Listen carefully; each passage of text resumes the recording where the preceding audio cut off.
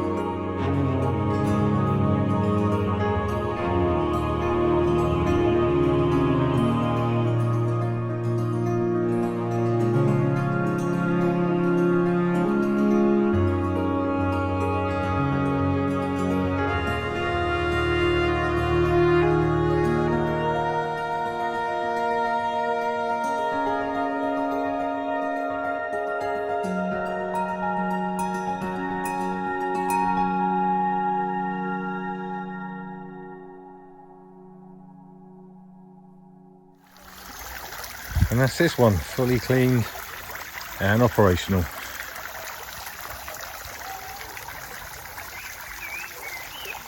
So this is the current wildlife pond, and like I mentioned at the beginning of the video, I'm going to be renewing this in about a month's time. It's all going to be coming out.